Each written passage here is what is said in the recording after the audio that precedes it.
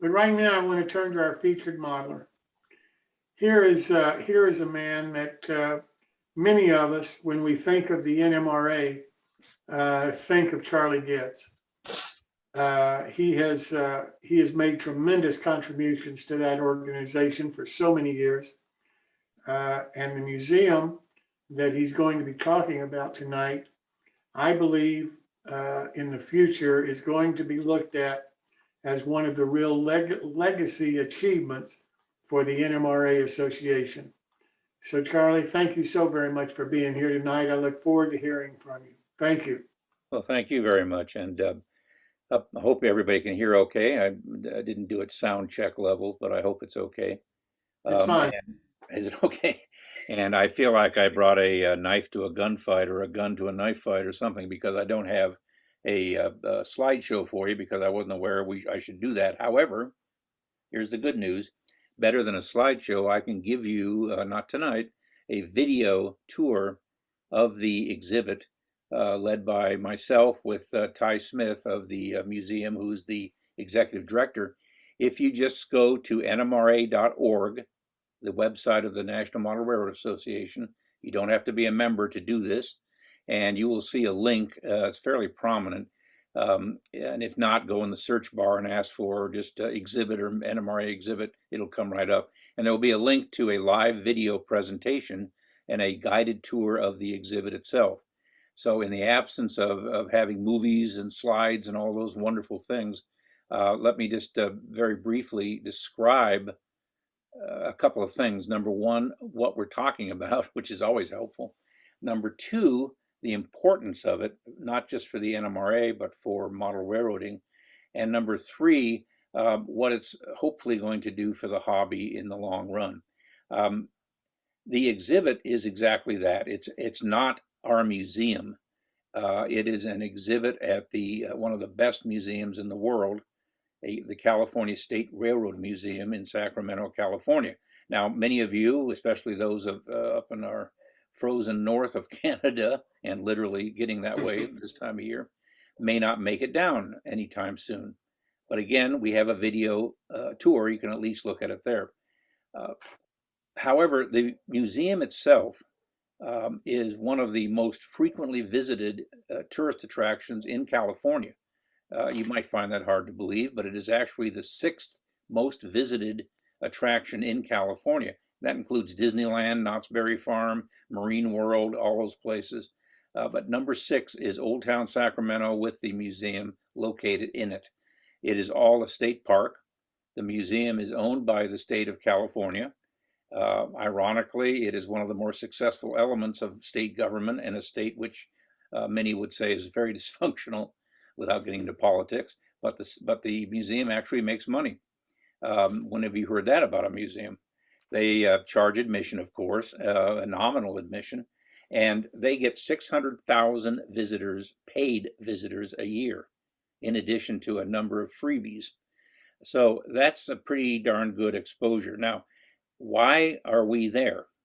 Well, we're there for two reasons. Number one, Bob Brown, a name may be familiar with you if you're a narrow gauger, you better know that name, editor and publisher until recently of the Gazette, still editor of the Gazette, narrow gauge shortline Gazette, one of the premier scratch building / building craftsman, craft person magazines, even if you're not a narrow gauger on the market, said years ago, if you want to get people into the hobby, you have to show them what we do.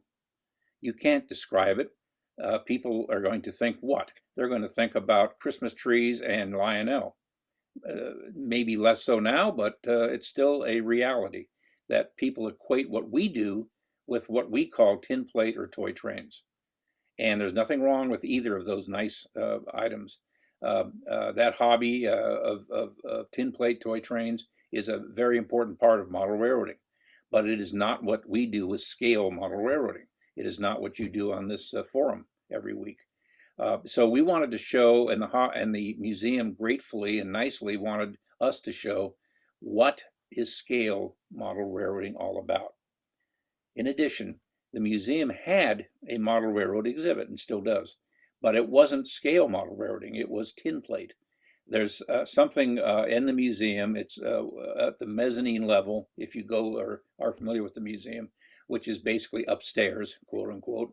And there is a toy train exhibit, which a family put in years and years ago with a $1 million bequest of this gentleman's personal collection. Sefton Toy Train exhibit, it's called, after the Sefton family. It is beautifully done, absolutely stunningly done, but it's all about tin plate and toy trains. And there was something missing, and that was scale model railroading. Now, the museum itself, to their credit, recognizing that, created 4 beautiful little kiosks, little stands, and each one of those has a different scale, N, H, O, S, and O. And each one had exhibits which consisted of diorama and individual models in each scale with a little explanation as to what those scales were all about. That was all they could do with their budgets and their expertise. So 10 years ago, I approached the museum as well as a number nationwide as part of the museum committee saying, would you be interested in a scale model railroad exhibit? And most of the museums we approached, because we weren't just going to the CSRM, like the Pennsylvania Railroad Museum, the Colorado Railroad Museum, indicated initially yes, but, and there was always a but, some wanted us to build a wing of a museum to add such an exhibit, literally. Colorado was very enthusiastic, and they wanted us to buy land next to their existing museum so that we could erect a building and have a model railroad museum. A little overly ambitious for us, and we didn't have the money. So long story short, CSRM, of all those museums, and it's one of the top 3 or 4 in the world, in my opinion, not only was enthusiastic and offered us space, but they refused to charge us for the space. They said, you can have free space. Now, when's the last time you heard that? So we grabbed at that opportunity. And there were no strings attached except we had to do the exhibit. 10 years later, it's open. Why 10 years? Well, about 7 of those years were not our fault. It was the state of California. 2 things, quickly. Number 1, we were unknown in the museum world. The NMRA is known in model railroading, but to the museum world, who the heck's the NMRA?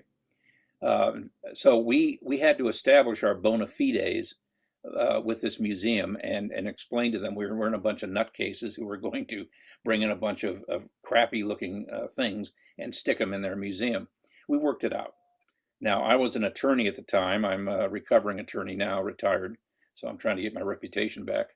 And I was able to work with them and work out language and contracts and all those things, all the legal stuff you don't want to hear about, to get all that accomplished.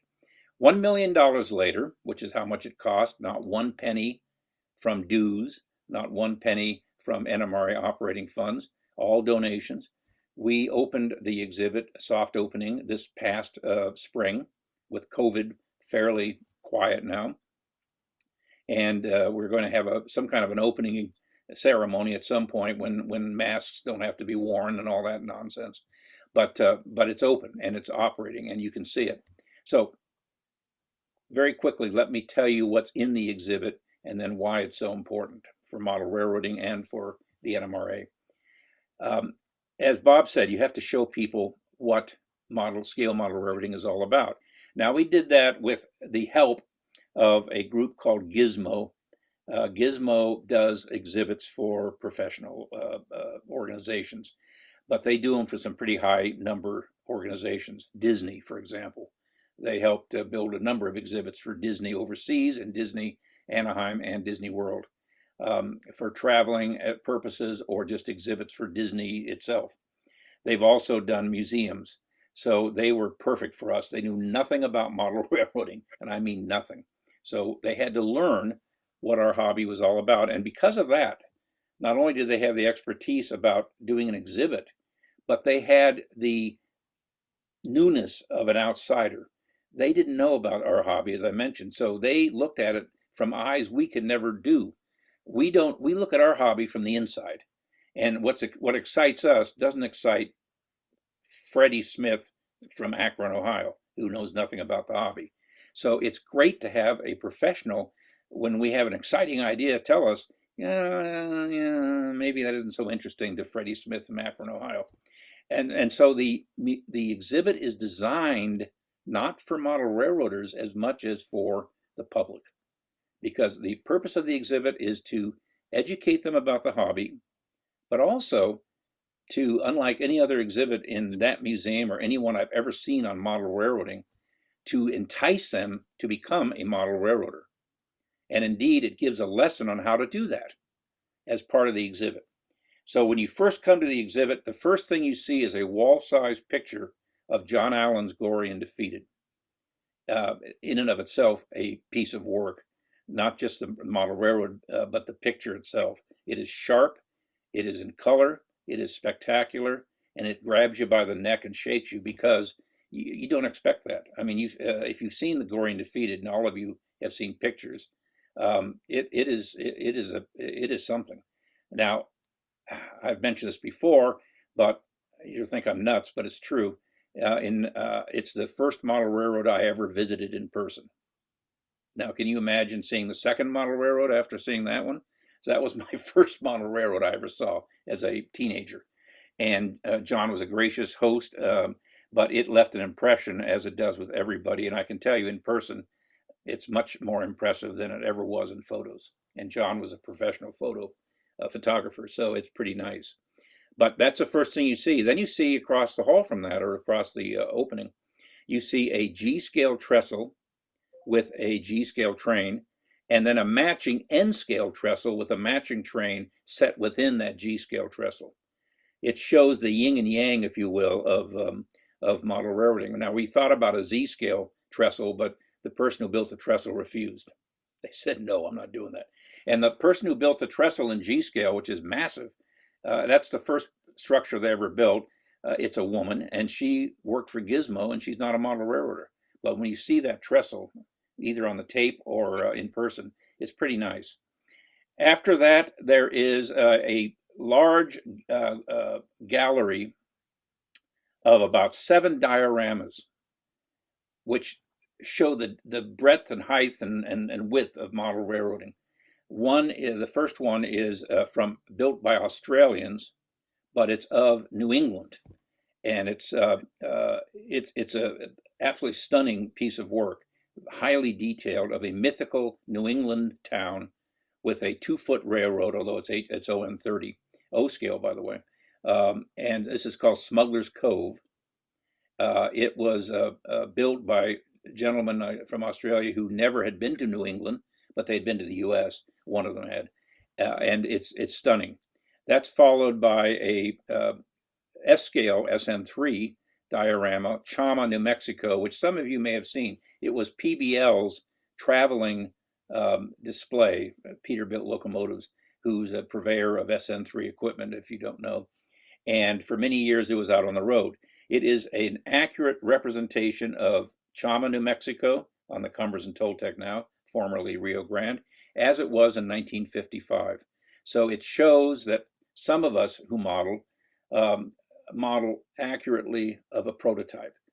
The next one is something that I had for many years. It's the San Juan Central, which was a model railroader project railroad in HON3, the only one they ever did in narrow gauge, which was built by Malcolm Furlow in 1983, roughly. It appeared in the magazine in 83 and 84, and is the subject of a book still in print on how to build that railroad. It is a seminal model railroad, very, very well known. Followed by a diorama showing an N-scale recreation of a Matthew Brady American Civil War photograph showing a train with a monitor, which is a mortar. It's a famous Matthew Brady photo, and an MMR named Mike Blumenstock had recreated that photo in 3D.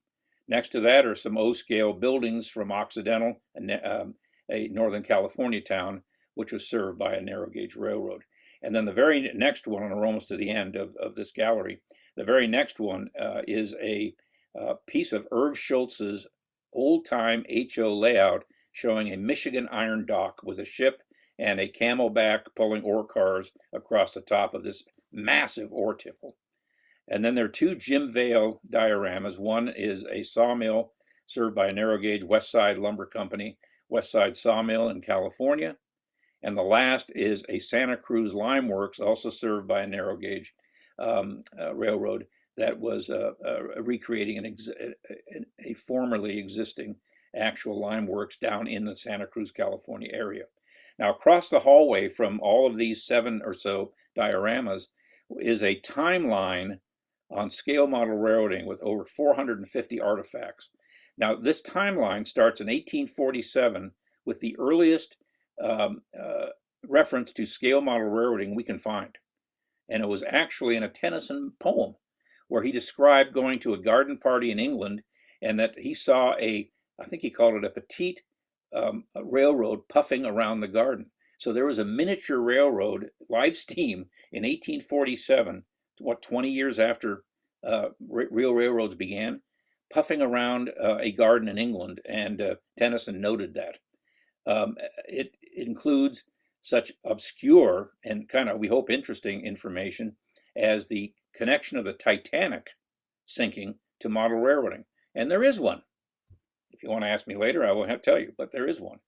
And then it goes all the way up through the Depression, through the World War II years, the 50s, the 60s, all the way up to today in the digital age. So it's kind of a educational and interesting showing of progression of scale model railroading from its earliest days and its crudest level to today's digital age. Now, the big gallery, and that's just part of this exhibit, but that's just the smallest part of the exhibit. The big gallery that you go into next is one that literally takes your breath away. There is a 40-foot long wall of trains, 18 shelves high, floor to ceiling, with every scale you can imagine, full length, accurate passenger and freight trains from all eras that have been assembled. Most of them are brass, not all, in all scales. There is everything you can imagine. There's even a string of reefers built from 1930 to 1940 kits by Howell Day, Red Ball, that are just stunningly nice, I mean, considering how old they are. Across from that massive wall of trains is a wall we call the wall of parts, and it is really a segmented story on how you go to become a model railroader. It's the thought process. It's how you research it. It's how you get information. It's what decisions you make as a brand new model railroader. So it's for the minority of people who go through this exhibit and look at it and say, you know, this is kind of neat. And I'd like to kind of find out more about this. And it gives you information and it shows products you can get today that can help you become a model railroader. In addition to that, there's a lot more there. There's a little history, or not a history, there's a little exhibit on the NMRA. There are some quotations from people, famous and otherwise, about why they're model railroaders. There is a little section of a library that shows you some books you can get about how to become a model railroader. There are also, for those of us who are in the hobby, there's some hidden gems, and a lot of them revolve around famous modelers no longer with us. For example, we have John Allen's gory and defeated gory control panels, the ones that you've always seen in photos. Those were salvaged after the fire. We have all of the known models that are exact of John's work that are left, and there's only a few of them, but they're on exhibit. That includes 2 locomotives that have been restored from their burned condition by my good friend Kenichi not Yamamoto, what am I saying? Got a mental block. But he is a good friend in Japan who made, and I did an article on this in MR in February of 2020, he actually restored 2 of these locomotives that John had used and were burned in the fire, using original source parts for what he had to replace and getting them back into perfect condition. They look just like what they were, and they are the originals. There's also a scratch-built John Allen cattle car, which is stunningly gorgeous, and one of his passenger cars that survived the fire, etc. There are locomotives from Witt Towers, a name I'm sure you know. There are other items, including a live steam 1873 model locomotive built by Eli Whitney, Cotton Gin, his grandson. There is Tony Custer, if you know that name, his CTC panel, operable and operating with lights blinking, showing how it worked from the Allegheny Midland with an Allegheny Midland train on top. There's the original time saver from John Allen that's hanging above that, and it's a little section on operations. And then finally, we have a layout under construction right in the middle of this big gallery that shows the different stages of constructing a layout using things that are easily obtainable: Cato Track, Bachman and Walther's Rolling Stock and HO, Woodland Scenics, and it shows the stages of how to build a model railroad to show people that it's approachable. It's something you can do. All right, so that's in a nutshell the highlights of what's in the exhibit. Now, the purpose, as I mentioned, is to educate people about what scale model railroading is, show them the best of what scale model railroading is, but also to encourage them to become a model railroader. We hope that of the 600,000 people that come through there, that maybe a couple of those each year will be interested enough to pursue it. We're not trying to make them NMRA members, even though it's an NMRA exhibit. We want them to become hobbyists first, and then at some point they'll discover the NMRA. And if they become a hobbyist, then we all win. And if they become NMRA members, good for them. That's fantastic. But ironically, the NMRA exhibit is not to recruit members for the NMRA. It's to get people in the hobby, which we desperately need, as you know, especially younger people. And I think we'll be successful in that sense. Now, let me tell you why. In 10 years that they've been in existence, World's Greatest Hobbies has reached, and that's, for those who don't know, that's the traveling road show that Walther's and Athearn and Cato and a number of other people have put together. The World's Greatest Hobby has displayed to over 1 million people in 10 years. They're very successful. They go to different venues and reach thousands of people at each venue, and they show what model railroading is. We can reach that 1 million figure in a year and a half in this one exhibit. So imagine this exhibit's going to be there a minimum of 10 years, maybe 15, 20 if it's with refreshing. So that's a lot of people. And already it's had an impact. It's one of the 2 or 3 most popular exhibits at CSRM. What makes that even more significant is that CSRM is now a Smithsonian affiliate museum. It's the only railroad museum that is a Smithsonian affiliate. And that means that not only does it have a high bar to reach, but it has a reputation now as a Smithsonian level museum, which is about as good as you can get. So our exhibit is in very, very good company and very good hands. And the final thing I'll say about the importance of it, and this is to the NMRA, it demonstrates 2 things for the NMRA. Number one, that we as an organization are still relevant and can still do something of great benefit to the hobby and to the public. And that's important. A lot of people say, oh, the NMRA, that's yesterday. Their standards were fine in their day, but we don't need them anymore. Well, baloney. You really do. That's just nonsense. And standards are still being set as technology advances. And the second important thing about this exhibit to the NMRA is that it opens the door for our future, that if we do want to do a museum, then we have now the bona fides. Remember what I said about the bona fides earlier? That we had to establish that we could do something this good? Well, the museum believes that we can now do something this good, to the point that they are now building a massive new addition to this museum. 2 large buildings across the Union Pacific tracks in the old rail yards at Sacramento, the old general shops. And this will be the Museum of Railroad Technology, which will be an addition to the California State Railroad Museum. Well, there's a blacksmith shop, the smallest building in that complex, but it's pretty big. They're holding that shop for us. They want us to put a museum there. They've invited us to do that. It's a multi-million-dollar project, and I'm certainly not one that's going to be leading that, because I think I've done my bit. But it's exciting, and it's down the road 5-10 years. However, because of this exhibit, they recognize that we are the right ones to partner with them and have a museum of scale model railroading, which again exposes the hobby to the public. Now, some of you may think this is all wonderful, maybe a waste of time and a waste of money, because so what? Well, if we don't have a future for the hobby, it'll go the way of gasoline-powered race cars, an interesting little blip. And I don't think any of us want that, and I don't think any of us hope that happens. So that's why this exhibit is important. That's why I encourage you, if you're ever out in California, please visit. Let me know what you think about it. If you don't like it, tell me why. If you love it, that's fine too. And if you can't visit, check it out on the internet. Tell your friends about it if they're coming out to California. I've done that to a few people, and they thank me not because of the exhibit, but because they discovered Old Town, which is one of the most interesting places you can go to, especially if you like old buildings.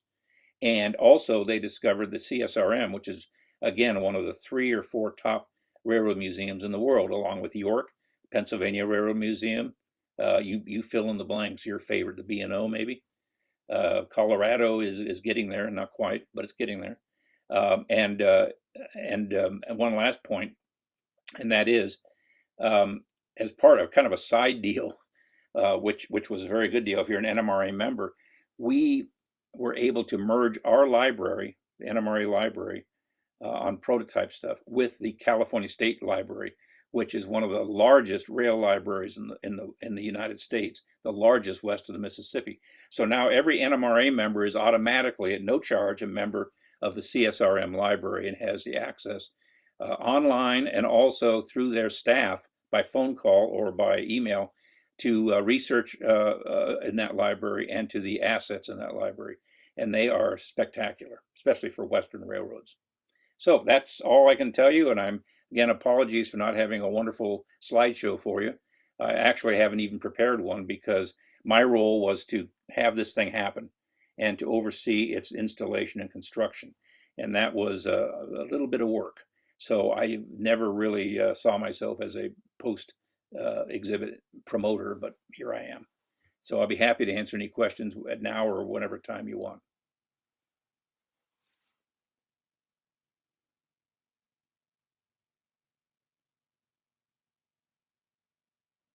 And as we wait for the moderator to wake up. Well, Jim, your microphone is off.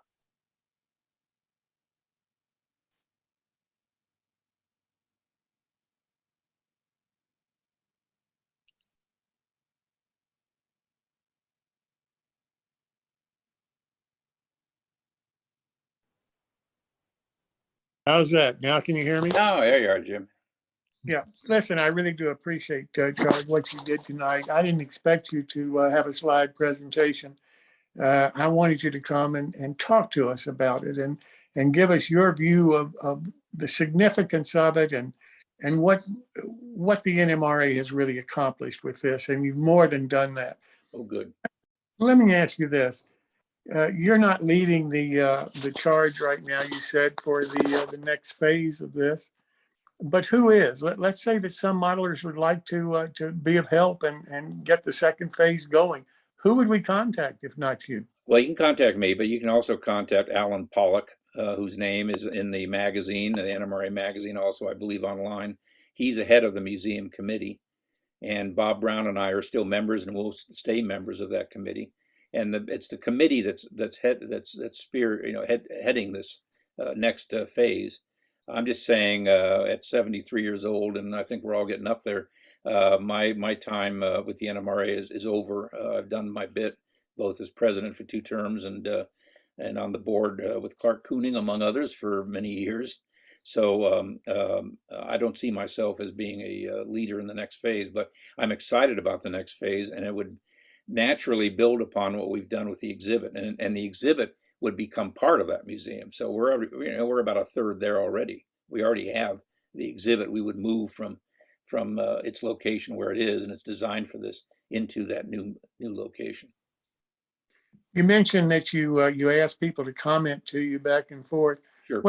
What's the part of it that you get the most people saying that's the best part of the whole thing? Well, there's 2 things, and this is all involving kids, which is very exciting. The wall of trains has been identified as a major problem for parents because the kids are literally so mesmerized by the color and the scope of this brightly lit wall of all of these trains, none of them moving, of course, but I mean, they're there, that they're literally hypnotized. And they, when the parents try to drag them away 5-10 minutes later, they start having a tantrum. They don't want to leave.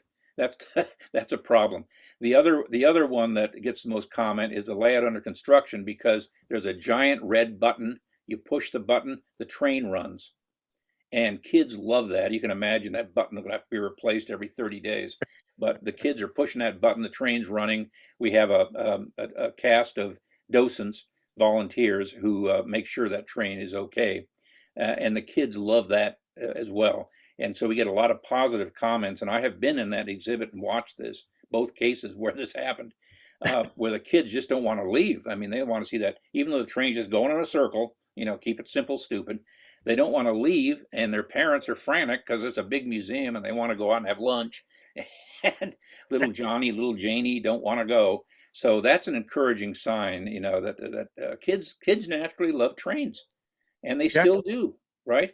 And so many of my good friends who have grandkids mentioned to me, Frank is really into trains. Could he come see your stuff? And I'll say, sure. What happens, of course, is that a giant percentage of those kids hit teenage years, and the trains go whoop, as they discover girls' cars and rock and roll. So, but a small percentage of them will come back to it. So we're playing the odds. We really are. Let's play the odds and the long-term game, and hopefully we'll get some people in the hobby. I agree 100% with you.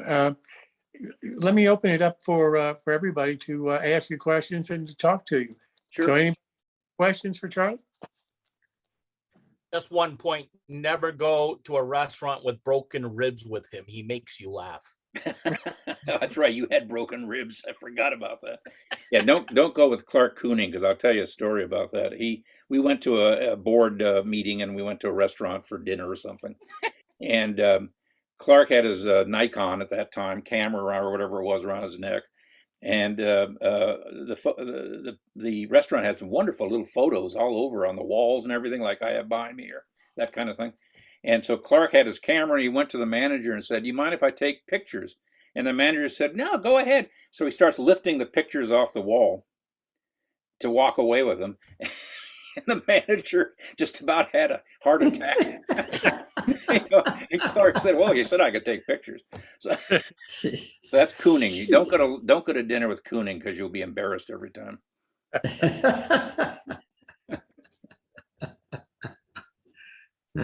Good one. True. Just feed him hot jambalaya. Yeah, well, that's especially this time of year up in Moose Flat, wherever he lives in Canada. Hey, little insight here. I was going to Arizona during the show. My brother called me. I am not going as of now. What happened?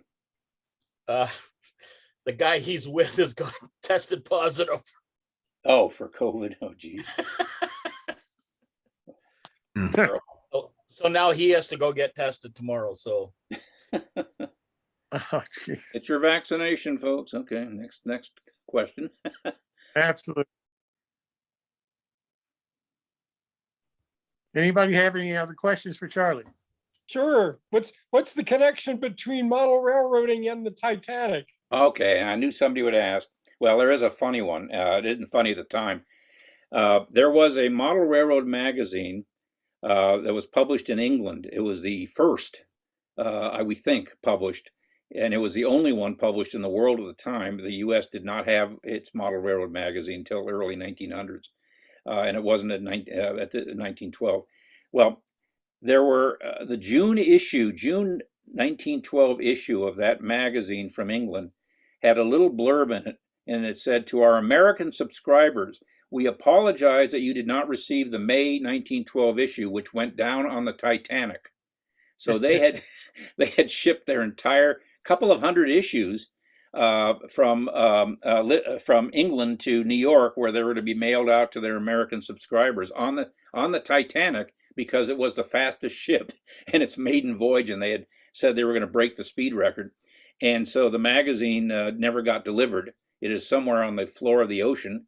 So the May 1912 issue for 215, I think, American subscribers, which is a phenomenal amount in 1912, is on the bottom of the ocean in the Titanic.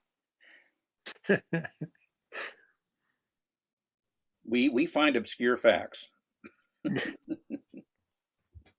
Charlie, John Garrity, Australia. Yeah, John, how you been? Pretty good. Quick Good. question. Sure. That magazine, would it have been Model Engineer or something? I think it is Model Engineer. Yeah, actually, I'm Right. trying to remember the name, but I think you're Yeah. correct. Okay. Well, for those not in the know, Model Engineer is probably the longest running model hobby magazine in the world. It was primarily focused on live steam, but there's a whole flock of other models in there. And over the years, they've done a lot of good stuff. And that's my comment. And apart from Smuggler's Cove, any plans to import anything else from Australia? Well, you just about throttled us because you nice people paid the shipping of that modular ON30 layout up to the U.S., which was not insignificant. Yeah. But we would love to have anything our good friends down in Australia want to provide, because the modeling down there. If you have never been to Australia, and I've been 4 or 5 times now, you've got to get down there. The modeling level is incredibly good. I've been to a number of their conventions, which are great fun, by the way, and they do them right. I tell you, the products you can't get here. I mean, I know who needs an HO kangaroo up in California, but that isn't what I'm talking about. Some of the things they have, some of the models I've seen, anything like the Red Stag Lumber, that was a company. I mean, anything done by those gentlemen is inspiring and is absolutely the best modeling. And Smuggler's Cove is some of the best modeling you'll ever see in any scale. It is spectacular. And visitors, again, that's probably the most I would say probably the most popular, and it's the first one they see of the dioramas. And I call it a diorama because unfortunately we can't have it running. It's just not practical. But it's probably the most popular because it is so friggin' detailed. And every square inch has something interesting going on in O scale, and it is stunningly beautiful. So you guys done good. Thanks, Charlie. Anybody else? I have a question. Is Sure. there anything on the east side of the Mississippi that the NMRA has? Well, the NMRA does not on the east side, although we sure looked. And a number of people said, "Oh, why do you have it in Sacramento?" Because because Charlie and Bob are in San Francisco Bay Area. No, that is not why we have it in Sacramento. We have it in Sacramento simply because they're the only place of the many, many, many we approached that would do this, and we didn't have the money or the funds to have our own standalone exhibit. That requires a staff, that requires advertising, that requires a lot of stuff. Whereas putting it in a known and successful venue like a museum, automatically you don't have those problems. And sure enough, we don't here. But we did approach Pennsylvania. We approached B&O. We approached St. Louis, the Museum of Transport. There were a couple of children's museums we even went to. Most said no. Almost all of them said no. The few that said yes had strings that we couldn't reach. We just couldn't do. Now, in terms of another exhibit, there is a group in Chattanooga that is trying to start a museum of miniatures, and they want the NMRA to do something on railroading, but they haven't gone beyond the talk stage. So it's possible that could happen. The other problem we have, of course, is volunteers. An exhibit, especially one like this, now this is unusual because it is extremely a high standard exhibit. We had to be in a Smithsonian affiliate. an exhibit like this requires a lot of money. Like I said, this one literally cost $1 million, and that requires a lot of fundraising, and it also requires a dedicated volunteer staff to see the project through. Now, believe it or not, there were two of us who saw this whole thing through. That wasn't the plan; it's just the reality. Bob Brown and myself. We had a number of other wonderful people give us a hand on various segments. So I'm not saying it was just us, but if you do something in the East or you do something in the Midwest, you're going to have a crew of people, a wad load of money, and a determination. And if you have those three, go for it. Well, being a long-term member of the NMRA, I can imagine, I don't have to imagine, I know the determination that it took for you and Bob to get this thing done and to get all the funds raised and to get the coordination with California and all the rest of it, because everybody in the NMRA was not for this. And there was a lot of discussion back and forth. So I can't tell you how honored we are for you to be here tonight, Well, because thank you. without you, in my opinion, it never would have come about. It took somebody with real dogged determination, in my opinion, to weather the storms that happened for a long time in the NMRA, to get this money raised, to get everybody on the same page, and to push this project along. So, congratulations! It was a hell of an effort. Well, thank you. And I hope everybody will take a look at the exhibit through the NMRA website or YouTube. You can just literally type in NMRA Model Railroad exhibit in YouTube and you'll get videos on it as well. And these are professionally produced, by the way, so they're not some amateur, iPhone video. And take a look and be proud, because this is something that is something done for all of us. It is something I'm proud of, but it's something you can be proud of too. And good people like Clark Kooning, when they were on the board and when he was vice president, I mean, a lot of people contributed to this. It wasn't just me and Bob Brown, who's, by the way, doing well if you're a Gazette fan. And if you are a Gazette fan, I hope you've enjoyed the modeling that I've been able to do. I wish I could bring some here and show you, because I love modeling too. And I commend you for this this wonderful session that you're doing. It's really great. But thank you again, and I won't take any more of your time, but I appreciate it.